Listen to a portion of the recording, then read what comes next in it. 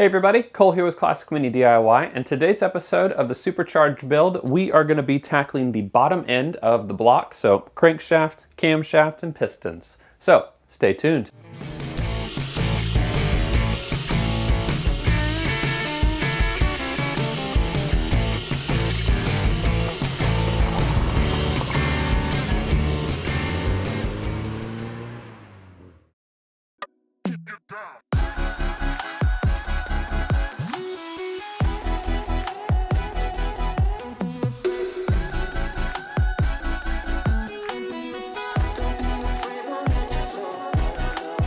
Now, if you guys are just tuning in for the first time, I am supercharging my A-Series Classic Mini Cooper's engine, and I have all the parts back from the machine shop. Finally, everything is back, and we are going to assemble the bottom end of the engine right now. We're going to be tackling the crankshaft, which, as you guys can see, is absolutely beautiful. This was set up by MJA Performance. They did the crankshaft, they balanced all of the rods with it, and it is really pretty. Additionally, we're going to be tackling the camshaft, the new lifters that I got. All the lifters that I got for this build are cold rolled iron. That means they're really high strength. I also got some high strength push rods, which I'll talk about in a later episode. Then of course, the main attraction, the Omega 18cc pistons that we'll be using in this build.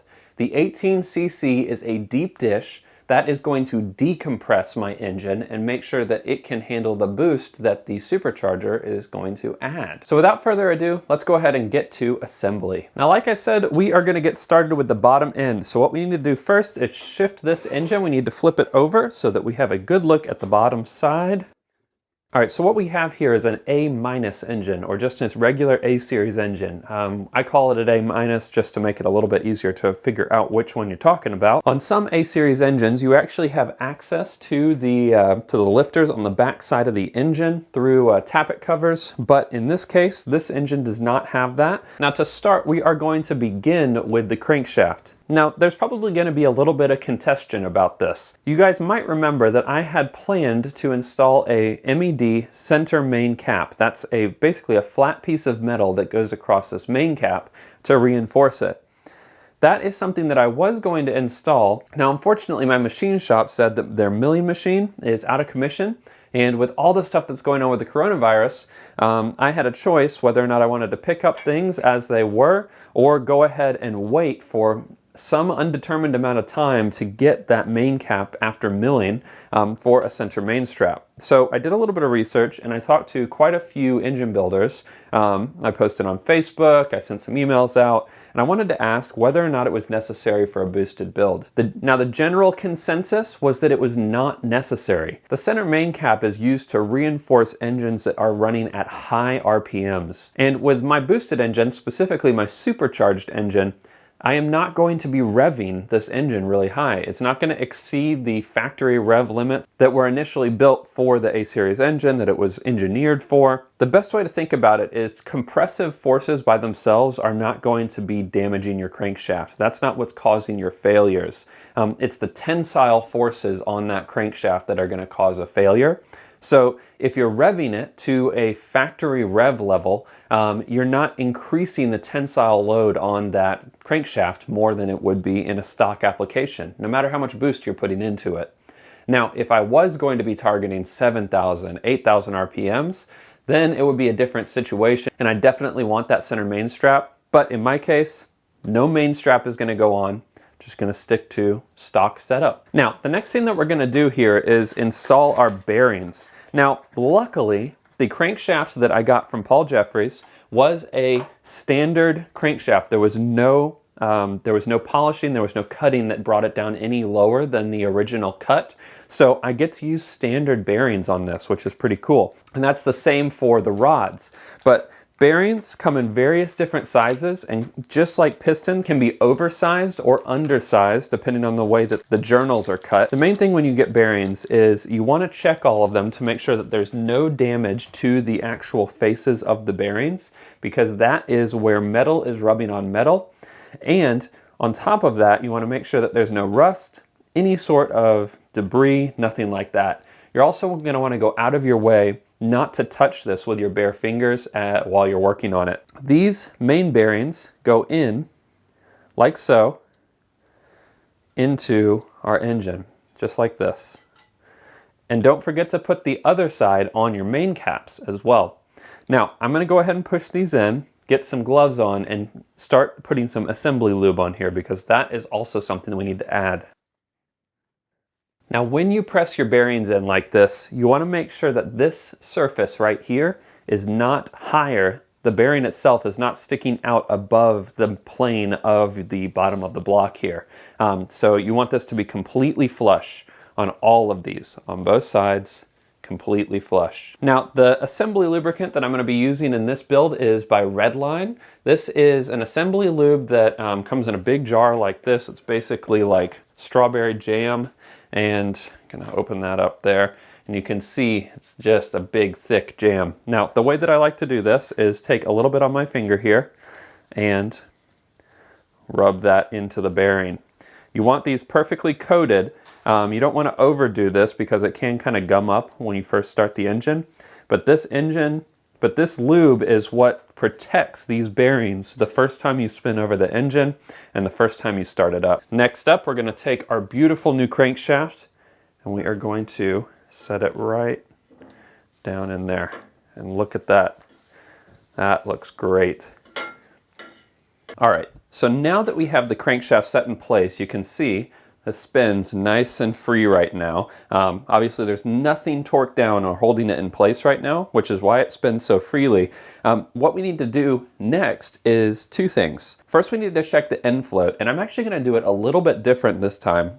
In the past videos, I've showed you guys how to check that Endfloat with a feeler gauge right here. In this video, I'm going to show you guys how to do a dial indicator check on the Endfloat. Both ways work well. The dial indicator is a little bit more precise. So what we need to do is install our standard thrust washers. I'm going to start with a standard spec thrust washer, slide those into place, put them on the main cap and put that on, and then we're going to test our Endfloat. Now, I like to add a little bit of assembly lubricant to these as well. These are on a thrust face, and so there's a lot of rubbing going on with these, and I want these to be safe when I first put the engine in. Now, you'll see there's a copper side and a silver side. The silver side is what goes towards the body of the block. So the copper side needs to be facing the crankshaft. So we're going to take the one without the notch in it and we're going to slide it down into place, and you can just rotate that into place. It's pretty simple stuff. Then we're going to do the same thing with the copper facing the other side of the crankshaft. I'm going to slide that into the other side, just like that. And now we're going to install the two on our main cap. Now this part isn't too complicated, but you can see there is a notch in the main cap right here. And this thrust washer is going to go on your main cap like that.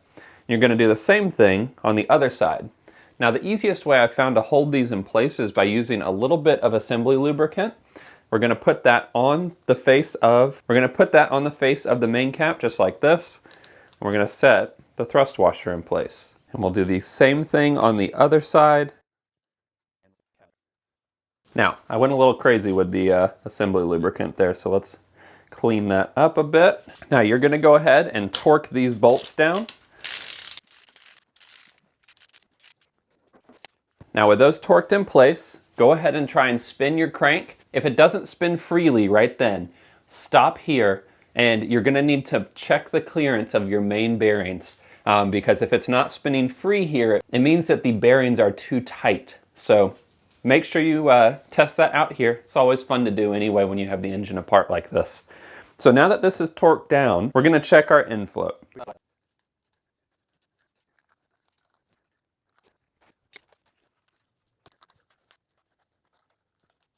All right, so now with this tightened up and in place, we are going to want to give it a little tap to make sure it's set itself where it wants to be, nice and zeroed. And then we're going to rotate the actual thing here so that it's marked at 0. So its baseline is 0. Now, the next thing that we do is take a screwdriver or a pry bar, anything works, and we're going to give this a little move here. So one direction there, we got 2 thou, which is awesome. Now in my case, I have 2 thou of play in here, which is in spec. I'm gonna leave it alone because we're on standard thrust washers right now. To get any more clearance, we'd have to lap those thrust washers to make them thinner. And to get less clearance, we would need to put oversized thrust washers in. Now, unfortunately, they are not produced in as many sizes as they used to be. So you can either get standard or +5. So from standard, without any sort of lapping, you can get up to 3 different measurements, either standard, 5 over by placing 5 over only on one side, or 10 over by placing 5 on both sides. If you need to do any other measurements, then you need to actually skim down the thrust washers. Hopefully that makes sense. If you have any questions about this, I've done it in a few episodes, so feel free to post them in the comment section. So now that that's in place, the next thing that we're gonna do is install our other 2 main caps.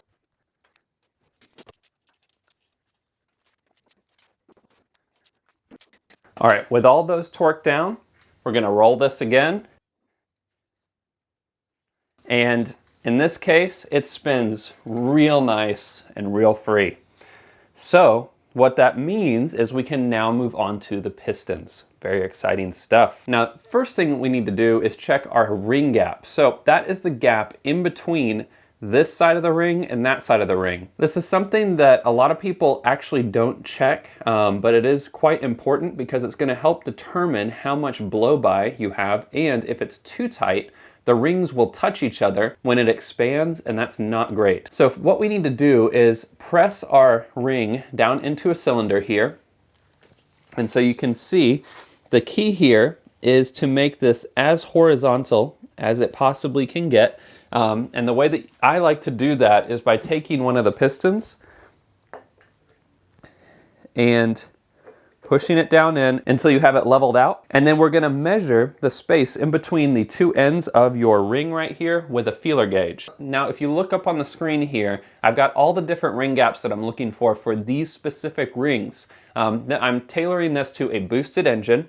And so right here, I'm looking for 12 thou of clearance, which I definitely have here. Yep, it is exactly 12 thou, which is awesome. That's exactly what I'm looking for. And it's important to do this matching the rings to the piston that goes in each cylinder. So what I mean is lay out all your rings, lay out all your pistons, keep them in line on your desk or on your table, wherever you're working on this, and then check cylinder number 1 with the rings that are used on the cylinder 1 piston, and then keep those with the cylinder 1 piston, because the ring gap associated with that piston in this cylinder is going to be different, presumably, than the cylinder 2 and cylinder 3 and piston 2 and piston 3. So very important you keep those together. I just did a video on how to install the piston rings on these, so if you want to check that out, that's in the top right corner. But I've already installed them on all the pistons, and I've already installed the studs on my connecting rods. So at this point, what we want to do is take those pistons, tighten them up, and insert them into the cylinder. So I'm going to start with cylinder number 1 here. Now you can see there's a little shellacking of oil on here, and that is because I already oiled my cylinders with the engine oil. This is what I've always used to bed in the rings the first time. And so we're going to get our piston number 1, and we are going to get our piston ring compressor, and we are going to install our piston here. Now, one last check before we install the piston. Make sure the gaps on the rings are offset. You don't want them to line up, because if they do, they are going to allow the combustion gases to pass by the piston and down into the crankcase, causing more blow-by, which you definitely don't want. And now to get this in here, I like to take the wooden end of my mallet and just tap on the top of the piston. And just like that, it's in. Now you're going to want to take extra care. Sometimes those rings like to pop out the bottom of your piston ring compressor, and if you don't pay attention to that, you can break rings. I've done it before many times. I'm sure I'm going to do it again. So you're just going to want to take your time, tap it in lightly. It shouldn't take very much effort to push that in, and check while you're doing it to make sure the ring doesn't pop out. And so what I do is I push that all the way down to the crankshaft, and then we're going to take our end cap here. We're going to make sure that it lines up properly. So on this side right here, there's actually a number 1 for the number 1 connecting rod and the number 1 piston. I'm gonna line that one up with the one on the actual connecting rod itself. I'm gonna finger tight these connecting rods. Don't forget your assembly lube. With that out of the way, the next step is to install the rest of these pistons. Pretty simple stuff, so let's go ahead and do it. So, there we have it. All of the pistons are installed. They are not tightened down though, so what we need to do is take the whole block, flip it upside down, and tighten those down. Now, usually it's not an issue with new builds, but sometimes if the pistons are loose in here, they could fall out if you flip it upside down. So be extra careful. What I'd like to do while I'm assembling this is to install the bottom caps on the bottoms of the connecting rods. I like to install those finger tight while I am pushing the pistons in. So let's flip this over. All right, so now that we're on the other side of the engine here, you can see I'm doing all ARP hardware, even for the connecting rods here. And ARP sends you a document with some specs on it. One that includes the spec with their assembly lubricant and one without. And it's so crazy, the original torque spec for these connecting rods is 35 foot-pounds. It seems so low to me, but that's one of the things. You always want to follow the torque specs, especially for engine building, because it's so easy to just get carried away and not use the specs, and it's extremely important. So with ARP, they actually include an assembly lubricant. It's a fastener lube, looks like this. So each one of these, I'm going to undo the nuts here, put the assembly lubricant on there, the fastener assembly lube, and then I'm going to tighten it down to ARP's torque spec. In this case, it's 35 foot-pounds on the ARP bolts as well. But if you're using standard oil, if you're not using this, then it's 45. So it's extremely important to torque it down to the spec of the bolt.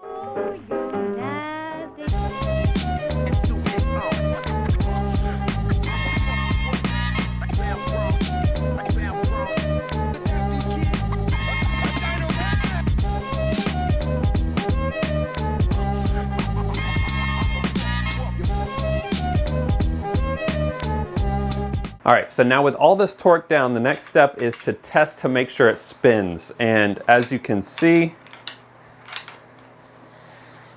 this spins real nice. Really, really nice. I'm so pleased to see this.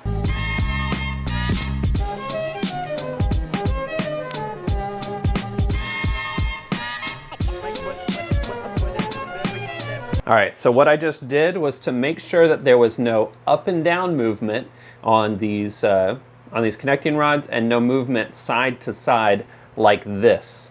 There will be a small amount of play left and right like this, but there should be none this way or up and down, if that makes sense. So with that out of the way, it's time to install the camshaft, which is super exciting. Before we do that though, we need to install our oil pump. So let's hop over to this side of the engine and get that oil pump installed. All right, so for the next part of this build, we are gonna be installing a slot drive oil pump. A slot drive is this flat slot right here. This goes into the end of your camshaft, and additionally, this oil pump is extra special. It is a zero tolerance AC DOD oil pump. So what that means is that this was a standard oil pump that was sent over to AC DOD over in the UK, and he provided a zero tolerance treatment on this, which means that there is absolutely zero tolerance between the pump surface inside and the spinning actuators, as far as I understand it. So what that means is that you get the best possible oil pressure with this oil pump. Now, before you install the oil pump, you need a gasket, and before you install the gasket, you need to put cam lubricant on this bearing right here. This bearing is one of the 3 bearing faces that your camshaft sits in, and you need specifically camshaft lube. This is much thicker and stays in place for longer, so that you can bed in your camshaft. We'll also be using this for the lifters when we put those in. So you can see here I've got my oil pump gasket. This is basically line up the holes. It's all pretty straightforward there. We got 1, 2, 3 holes right here. Line those up, make sure they're the right size. Also, we're gonna make sure that we have our bolts ready before we start installing this.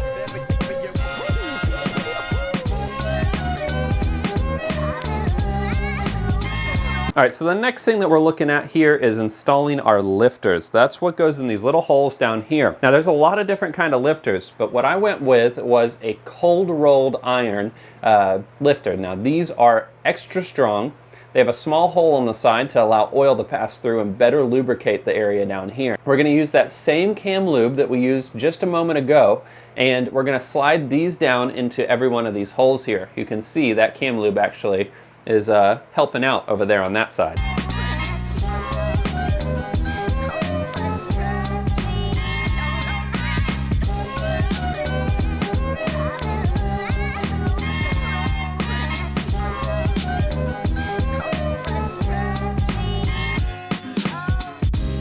Okay, so as you can see, got lots of lube on those. Those all slid in pretty nicely.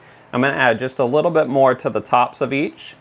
This is one area you really want there to be enough lubrication at the time of startup, because you also have to bed in your camshaft for running it at 2,000 RPMs initially. So extremely important in my opinion. Now the next step is to install our camshaft itself. On one side, you'll see there is a slot. That is the slot that goes into your actual oil pump.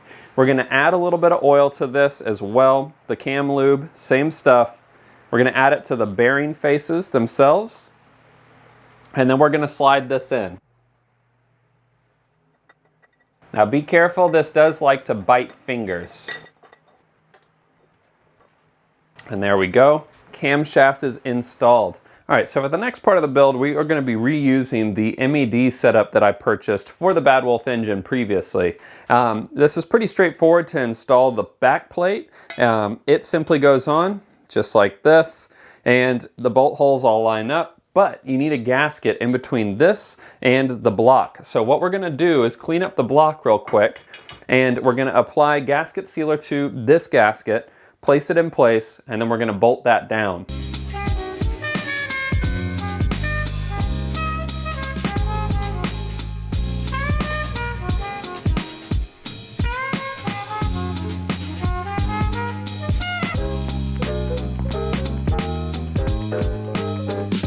Now with those two installed, the next step is installing our gears and making sure that they are both at the correct height.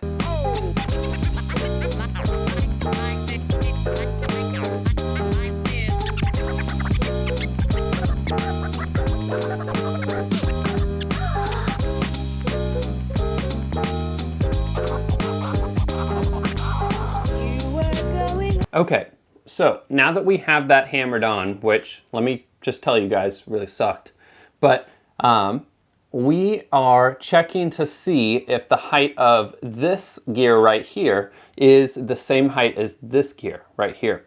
And in this case, it is not. So we have a few little shims that go on the underside of this gear right here. This is what those shims look like. Pretty straightforward, they're just shims. And we are going to want to, it's so very close. I only think we're gonna need one of these shims. Now we have the fun task of getting this back off. Might have to get the bearing puller out to do that. Now one other thing we're gonna wanna install, and that is a woodruff key right here on the end of the crank. You don't wanna forget this, because if without it, your cam is not gonna stay in time. That gear is just gonna spin on the end of your crankshaft.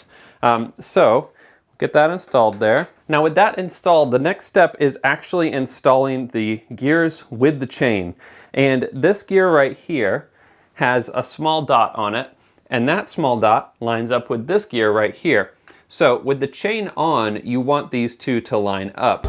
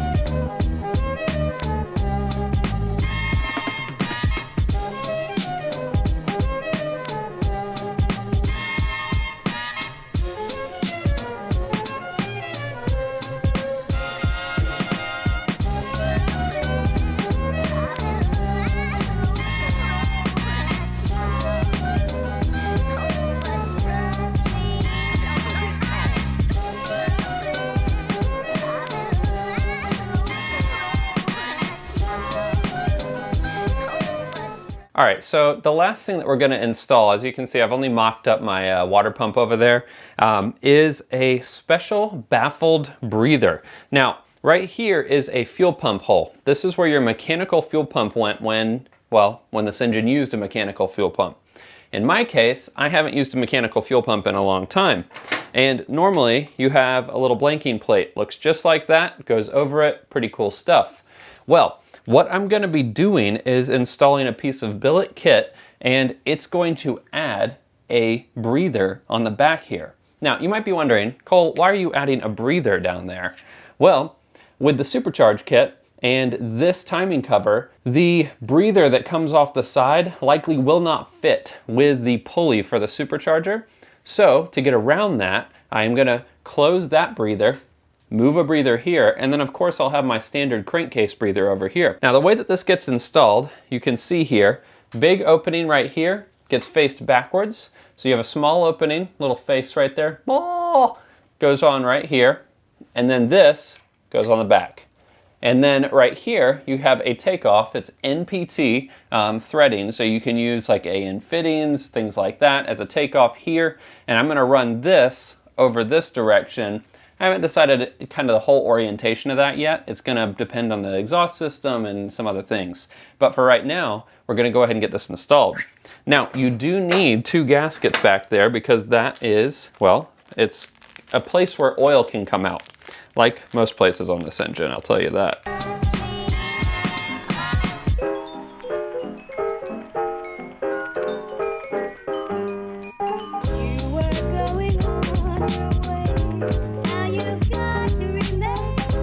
Now, of course, I made a huge mess because that's just how I am. All right, and so there we have it, a very cool breather on the back side of the engine now. This is gonna help a lot with the crankcase ventilation. I'm kind of thinking that I'll have an AN, a 90-degree AN fitting that'll come off of here. I'll use this hole right here as a bracket point, and I'm gonna pull the hose over to here, clamp it down, and then this can run out the side over here and connect up with an oil catch can, and then hopefully a PCV system that'll re-ingest that gas and burn it and keep it out of the passenger compartment. But I think we made a ton of progress on this. I'm super excited. Well, what a crazy amount of progress we made on this episode. I am absolutely blown away how far we got.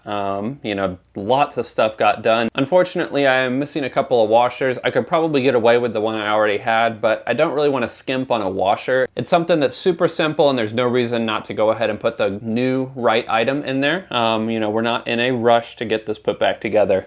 But on the next episode, I'm thinking we're gonna be able to close up the timing cover over here, but we can at least get the pulley installed so that we can mark top dead center and have that marked for us in the future. Also, we still need to install the push rods, head gasket, head itself, all that stuff. So there's still lots to do, but huge amount of progress on this episode. Very happy about that. If you guys have any questions about what I did in this episode, feel free to post them in the comment section below. Again, I have a video on how to set your timing already out. I didn't want to cover that again and bore you guys. You know, that item has been covered before. And yeah, we're moving right along. We are getting close. We are really getting towards the home stretch. It's exciting stuff. So thanks so much for tuning in. But until I see you guys on the next episode, enjoy your minis and motor on.